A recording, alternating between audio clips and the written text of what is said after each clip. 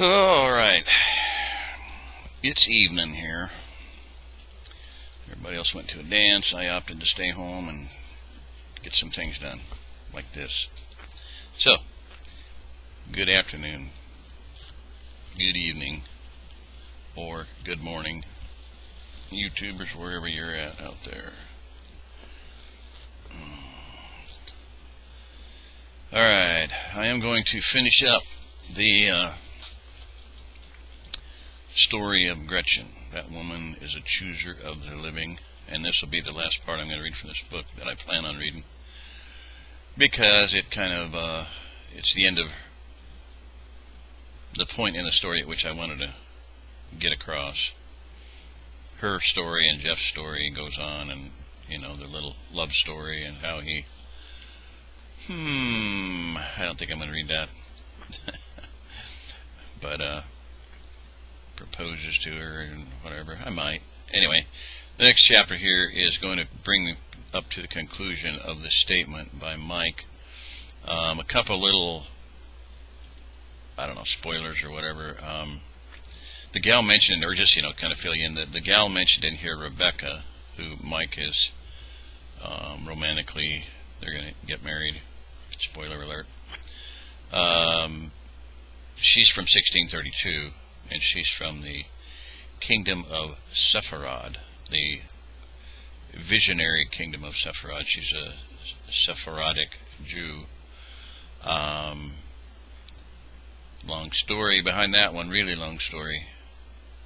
Scottish Declaration of Independence says that 1,200 years after the going out of the children of Israel, and I take that to be the time of the taking into captivity. 1,200 years after 745 BC, Scotland was settled. 400 AD. About 1,400 years after Ireland was settled by sea. Scotland, they went overland. Same people. Calcol and Darda. If you haven't read about in the Old Testament about Judah's two sons, Zerah and Perez. Zerah stuck his hand out, got a scarlet thread tied around it. Perez was the firstborn. He took the kingship. Zerah's descendants are only mentioned 3 more generations in Scripture. Calcol and Darda, they disappear because if they didn't. Anyway, I'm getting off on a real long bunny trail there, but just to sum up in a nutshell.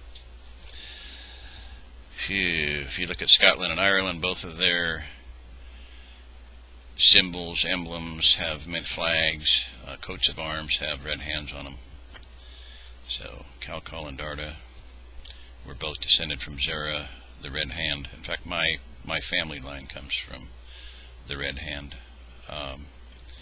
So anyway, this is just a little bit of history that a lot of people aren't aware of, but it's fascinating. Kind of comes into play here. But anyway, Scottish Declaration of Independence. Braveheart, if you've seen that movie. At the end of it, it says, in the year 1320, Scottish patriots, starving and outnumbered, charged the English armies like Bannockburn. They fought like warrior poets. They fought like Scotsmen and won their freedom. Well, the Scottish Declaration of Independence, 1320, written and presented, it's called the Declaration of Arbroath. In that it says that 1,200 years after the going out of the children of Israel, they, passing through Greater Scythia, there was a Scythian Empire, along with the Parthian Empire, world empire, great empires. They sojourned for a long time in Spain, and that's where the Sephardic Jews came from, true Judaites. They were never defeated by no matter how barbarous a people, and of their royal line, 114 kings have reigned, no stranger intervening. There you go. Everybody should memorize that. So, saying that the kingship, the royal lineage of Scotland, came from the tribe of Judah. That's what that says. The scepter shall not depart from Judah, nor a lawgiver from between his feet, until Shiloh come, and unto him the gathering of the people shall be. And that verse is heavy, heavy, heavy, heavy, heavy, heavy, heavy. Cracked that one, and I would say you've done the greatest code cracking in the history of mankind. I said that once upon a time. All right, well, the other person, Melissa Mailey, that's in now. It's kind of what I've read. This is kind of a chunk out of the book, so you're missing the person who Gretchen perceived of as the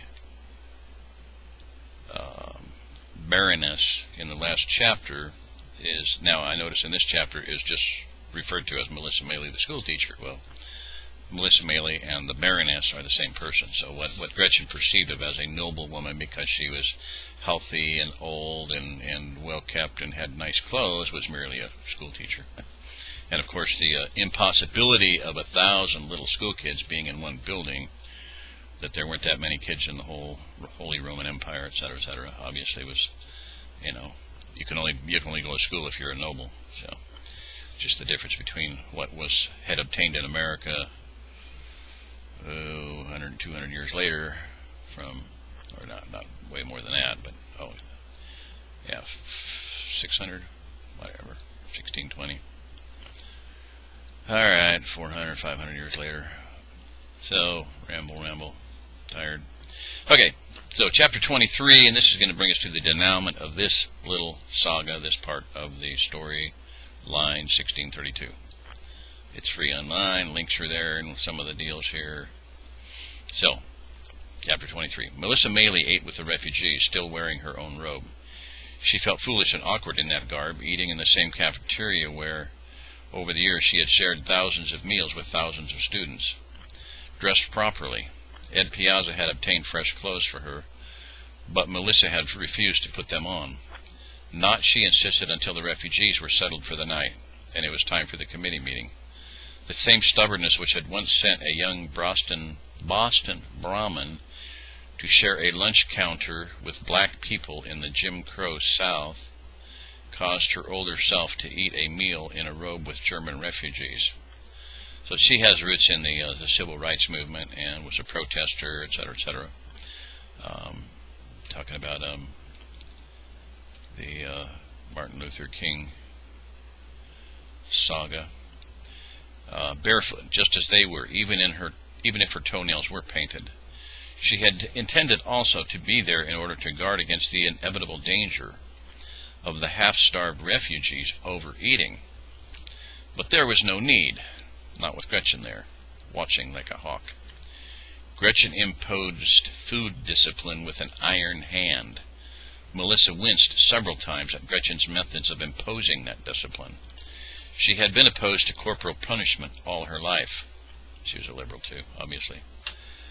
But she did not protest. Melissa Mailey was undergoing a conversion, as it were. Her mind was roiling as she stolidly ate her meal.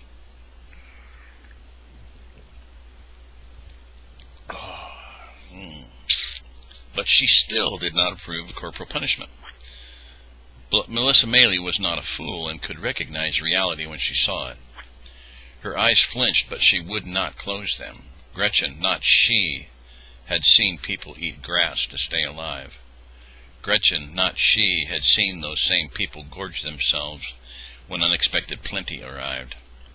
And then it was Gretchen, not her, that saw them die of surfeit, writhing in agony.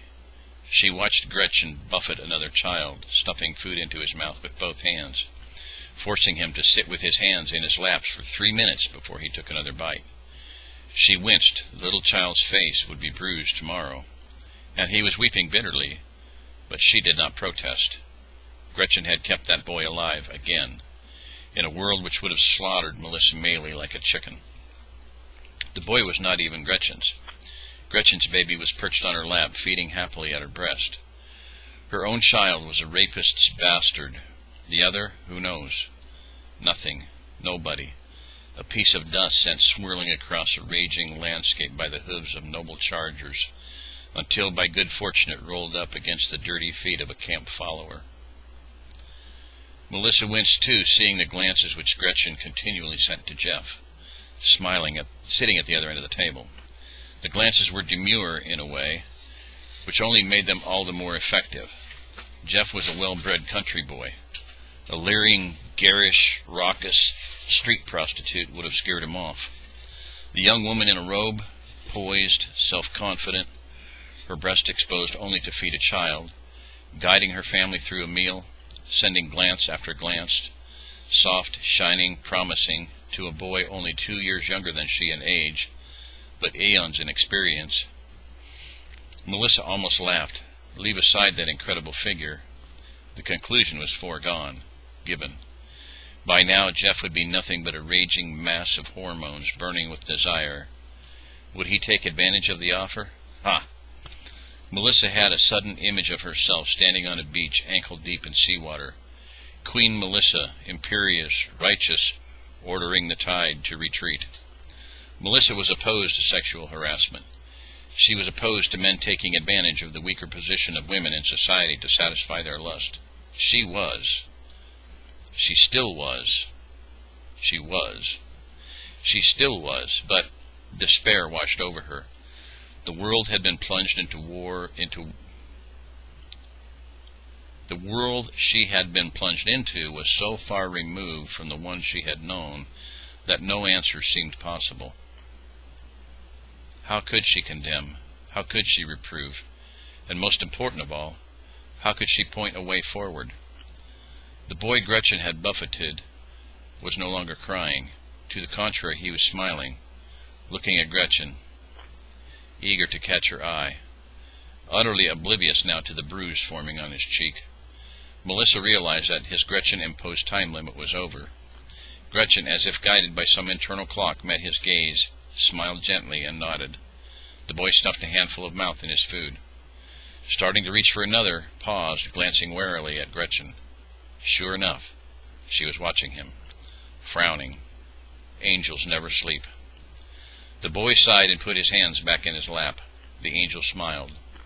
The eyes moved on to another child, another woman, weaker than she, to a crone, feebler than she, and then to a large American boy at the other end of the table. The promise in those eyes was not angelic in the least.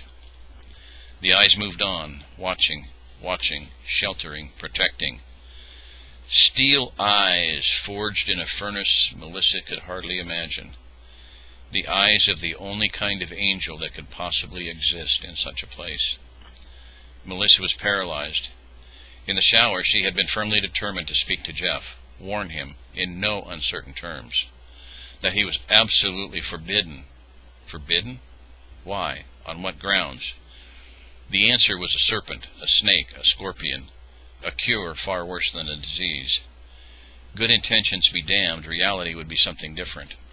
Forbid American boys to copulate with German girls who would be throwing themselves at them in order to survive, and you take the first step on the road to a caste society. The copulation would happen anyway in the dark, on back stairs, in closets, between noble Americans and German commoners, whores again. Everything Mike and she were determined to prevent. So what to do? Is there any light in this darkness? Abruptly, Melissa stopped eating. Thoughts of corporal punishment and sexual harassment were driven aside by a wave of nausea. She closed her eyes, trying to control her stomach. The nausea was not caused by the food. It was simply high school cafeteria food, the same food she had eaten times without number, nutritious, bland. No, the nausea was caused by sheer horror, the horror by a memory. She had been able to block it out for a time.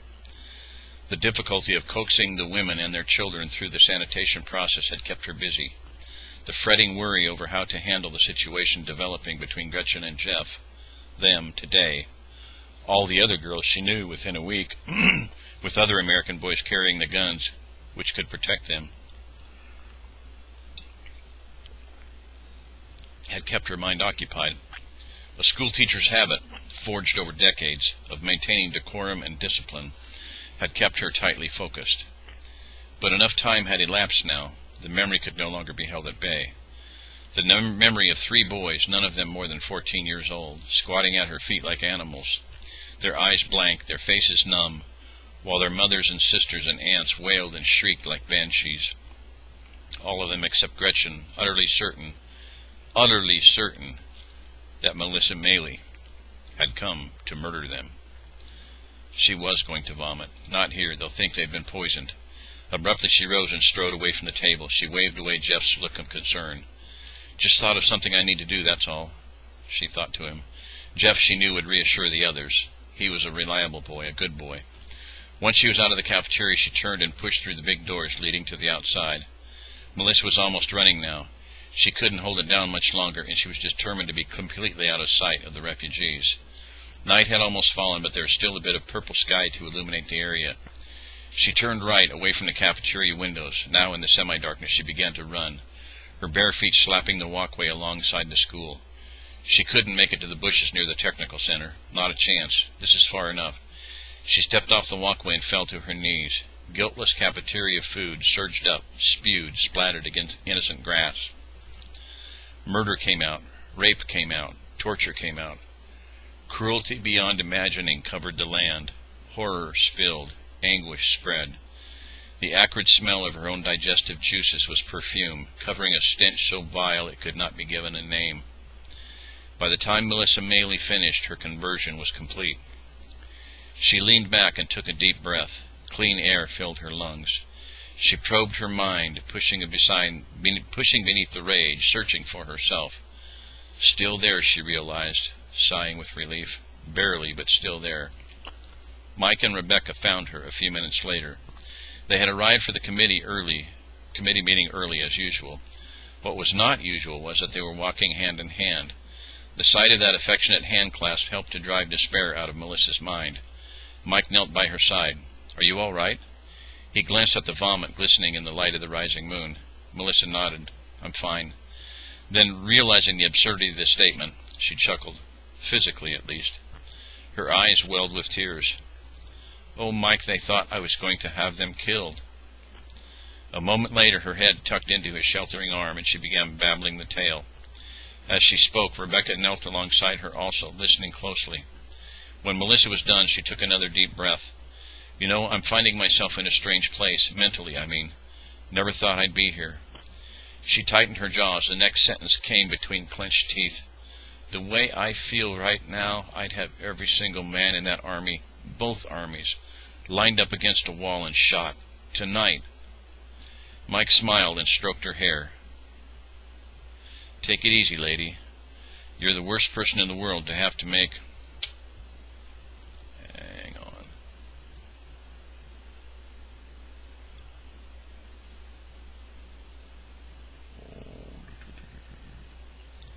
I didn't have it loaded.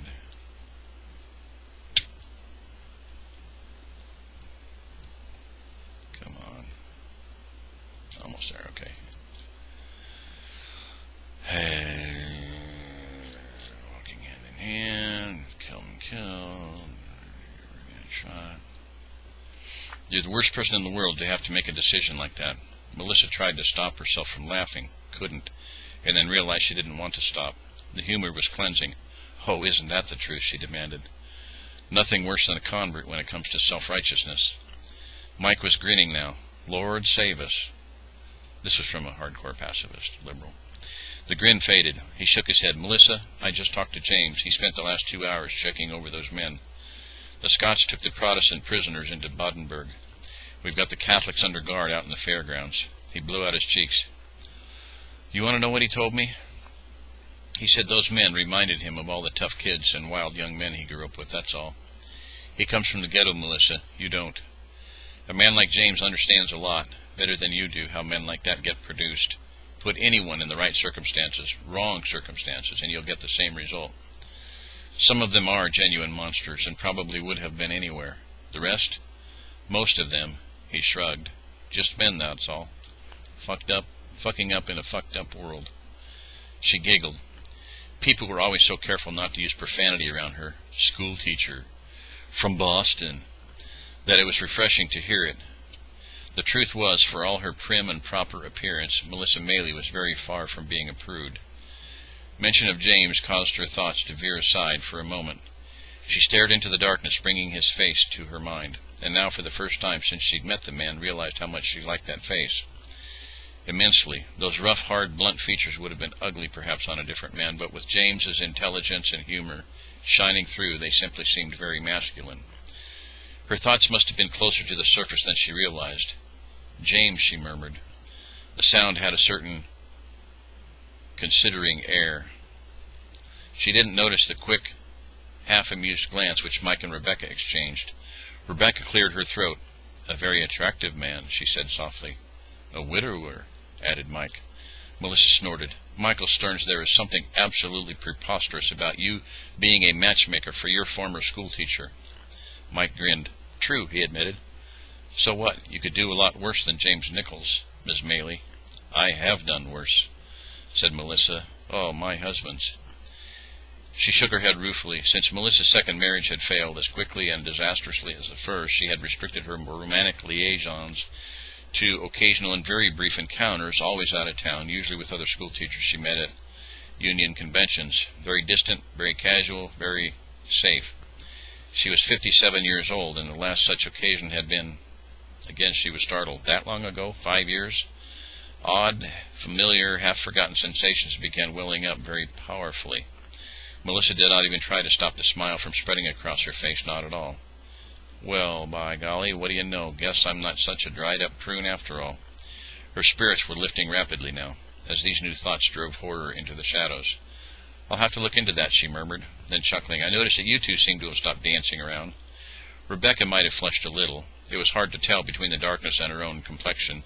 But when she spoke, her voice was level and even. "Yes, we have," she hesitated. "I hope my father—" "I wouldn't worry about that," interrupted Melissa. Using Mike's shoulder as a support, she levered herself back onto her feet. "I'm glad to see it myself, and I don't think Balthasar will feel any differently." Mike and Rebecca rose with her. Slowly all three of them began walking toward the school's entrance. Before they got there, moved by an impulse, Melissa walked out into the parking lot. She wanted to see something bright and clean. She felt like looking at the moon. Mike and Rebecca followed. "It's still so weird," she said, seeing it come up from that direction. "The ring of fire twisted us around, on top of everything else." Her eyes came down and fell on the cafeteria's windows. Beyond, she could see Gretchen and her family. They had finished eating and were now staring at the fluorescent lights on the ceiling, ogling them, to be more precise. All of them were standing to get a closer look at these new marvels, all except Gretchen.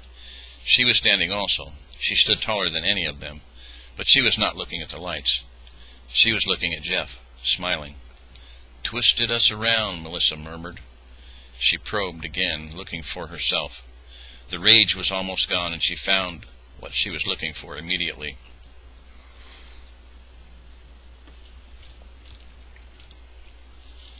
Relief came again, and with it a sudden and clear understanding. She knew what to do now. Melissa Mailey was a teacher, not an executioner, a builder, a guide, a person who showed the way out, not a censor who barred the door. She extended her hands. They were very slender, long-fingered, elegant hands for all that the nails were trimmed short. "What do you think, Mike? Do these look like the right hands to hold the sword of retribution? Lay down the law? Ban this? Ban that?" Mike snorted. "Not hardly." He took a deep breath. "Why don't you leave that to me, Melissa? If there's one advantage to being a former professional boxer, it's that I know when I can pull a punch." He glanced at her aristocratic hands. "You won't." She dropped her hands. "I have come to the same conclusion." The words were final, definite. She took Mike and Rebecca by their arms and began leading them to the door. "Wisdom begins with knowing your limitations. I know mine. I know what I can do and what I can't." Mike slowed suddenly. Melissa glanced at him, then followed his eyes. Gretchen was clearly visible through the window.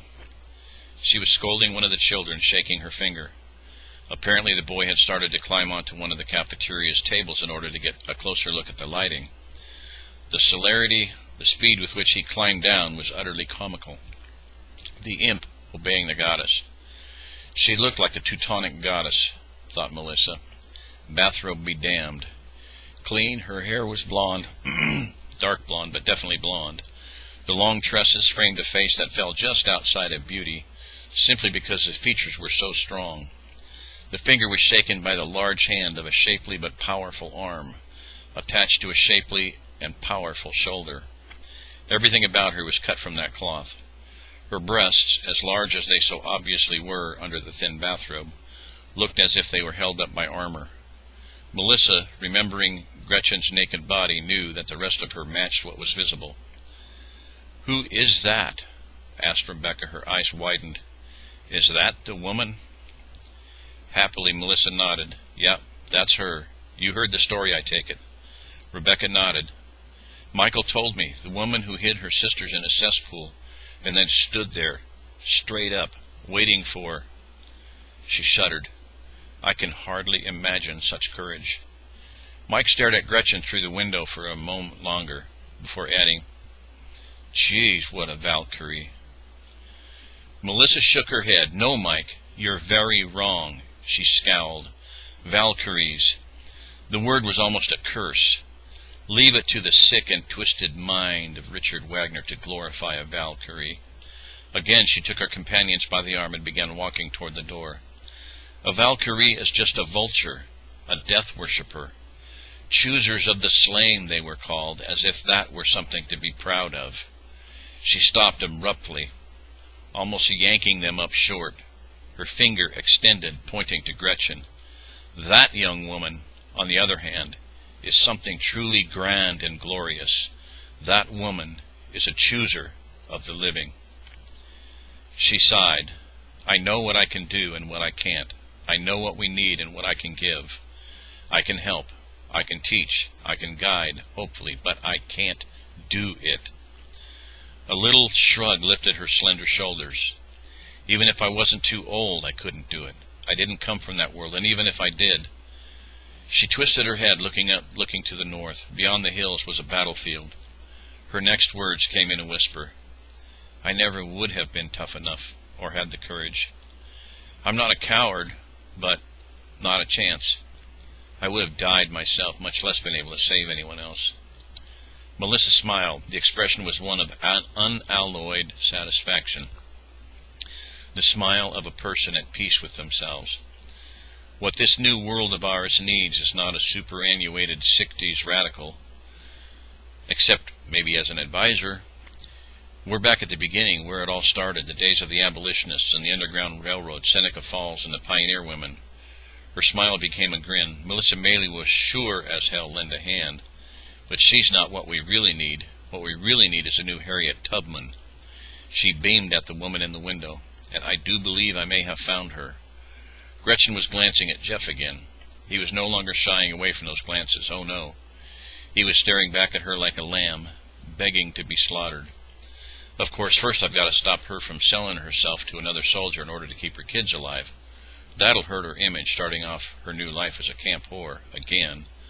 Now Melissa was marching them toward the door. Her bare feet struck the pavement like boots. Mike chuckled. "I can't wait to find out how you're planning to do all that." "What is Seneca Falls?" asked Rebecca. "And who was Harriet Tubman?" By the time they reached the door, Melissa had begun her explanation. She only had time to broach the topic before the meeting started, but her words were enough to get Mike chewing on the problem, and Rebecca. But that was enough. The two finest political minds of the day, which they were, though they did not realize it yet, would take that germ and transform it into something mighty and powerful. So in the time to come, Melissa Mailey would take great comfort in the memory of a pool of vomit, for out of that nausea would come something precious to her soul, and just as precious to the souls of thousands of others. The Inquisition, of course, would feel otherwise. So would a multitude of barons and bishops, and every witch hunter in Europe. End of the little saga. So in that, you see quite a few things. I can't really go into all of them. One of the things coming out there at the end there is Melissa realizing her limitations, and what I mentioned on a little one or two, I don't remember which one, podcast, when I just rambled. I read a letter from a gal on the East Coast, and even though she has problems, issues with lupus and whatnot, and painkillers, she has a very good mind, a very powerful mind, and it really just kind of reminded me. A lot of what she said was, she said one of the things she said was I believe that we need people to teach, and that's exactly what it says in Daniel. I've seen that for many years. It says, "Those who understand will teach many," and that's one of the things we need is we need to the capability to either think clearly for ourselves or realize that we need some help in that area. And I'm not saying I'm any great, wizard in that, genius or whatever. In fact, I did exactly that same thing. I made up a saying in '93, a lot of people are going to die because they thought they were smart enough to think for themselves. And had I maintained that course of thinking I was smart enough to think for myself, I would not be here where I am. I would not be doing what I am, and I would not be here talking to you because I did not have the sense to do what I needed to do. I listened to somebody else. I humbled my intellect to that of another, mind who, in the area that I needed to listen to, was a much greater, more seasoned, more experienced mind out of a person who'd been around the world quite a few times and had been in a lot of countries and seen them destroyed and been on the edge of warfare his entire life. I always thought, I was, being from the Rockies, go to the Rockies and hunt deer and, grow a single tomato every year and live on that, there's places in the Rockies you can survive, but they're few and far between. Wintertime is not a good time to try to grow a garden, and you can put up a hoop house and you can put up a high tunnel and da-da-da-da. Anyway, he pointed out you need water, and water in the West will be controlled. That was his estimation. If they need to drop sensors, he called them dog turds, B-52, whatever goes over at high altitude and drops thousands and thousands and thousands, maybe millions of, these little seismic sensors. He'd seen it happen in Vietnam. I've heard it from many people. They get a sensor activity and they go in and bomb it, shell it, strafe it, whatever, and then realize it was a bunch of rock apes that had found some, rations and were throwing them around, having a good time, and then, nothing but body parts left. So, we need a place where we can grow food and have shelter and provide for people.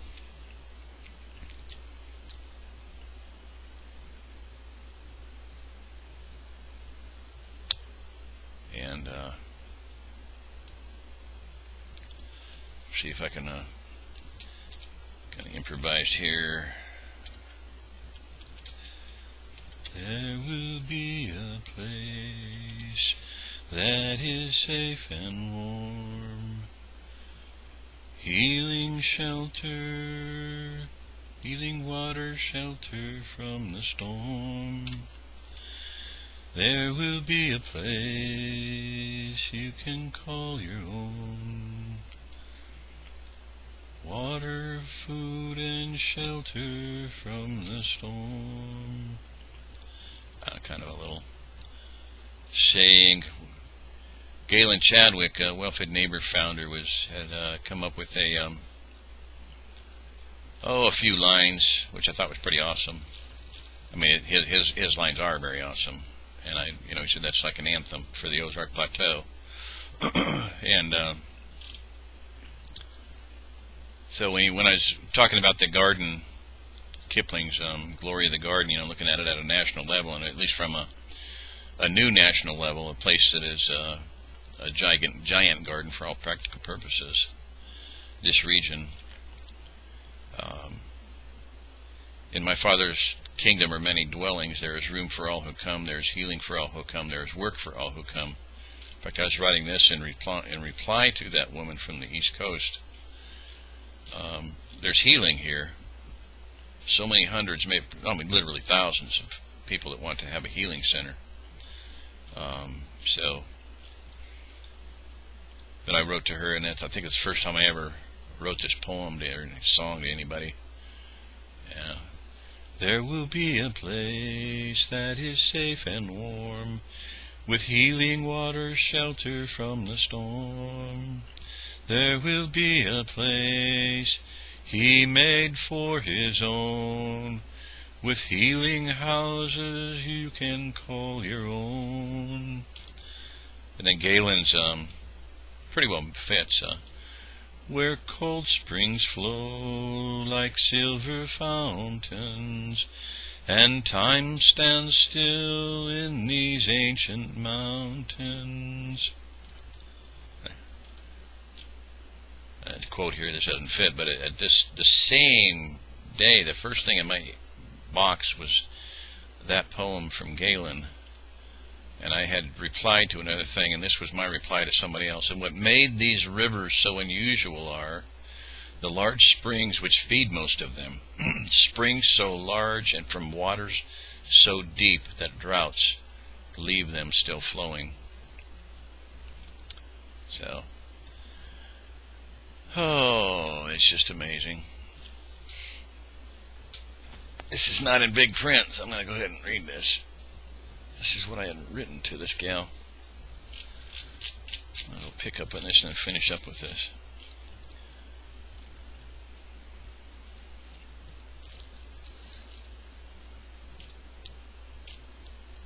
I mentioned The Glory of the Garden by Kipling. That may say everything I need to say, perhaps, at least in seed form. This is getting so heavy, so fast, so exciting. In my Father's kingdom are many dwellings. There is room for all who come. There is healing for all who come. There is work for all who come. This is a large enough area to support everybody that desires to come here, that's in their heart to be in a place where it's safe and warm and shelter. I think that's a given. Part of a letter I wrote. Alright, let me skip ahead here where I was. So I made a comment. I was just going to finish up with this. The majesty of his plan set in place at creation is utterly mind-boggling. To build your fortress for the greatest display of your grace and mercy, read also power for your people, with the richest food production capability, with multiple sources of fresh water over it, on the surface, underneath it. And unless I missed one, there are at least 6. There's aquifers, wells, springs, lakes, farm ponds, in other words, man-made ponds, the lake systems, the rivers, creeks, rainfall. All of them are or will be secured from pollution. And to do all of this 6,000 years before you planned on using it, our God is an awesome God. Jehovah Jireh, our provider, His grace is sufficient for us. So,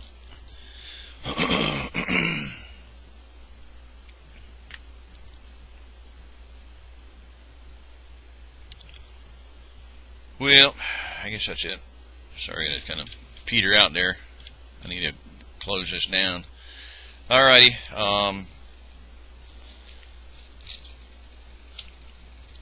That's about it. So I'll just finish up with my old byline. This is Jerry Diamond. And if you're listening to this, you are the remnant. Get to work. Come here with your resources, your family intact, your skills, your tools, your tools of the trade, whatever that trade may be.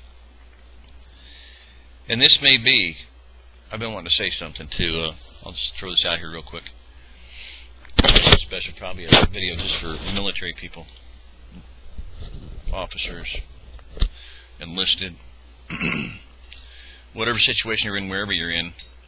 You're going to deal. Everybody's going to have this to do. Everybody has a mission in life. And I think I'll just end there, and I'll make another one. That way I won't be making this one too doggone long. Alright, this is Jerry Diamond. If you're listening to this, you are the remnant.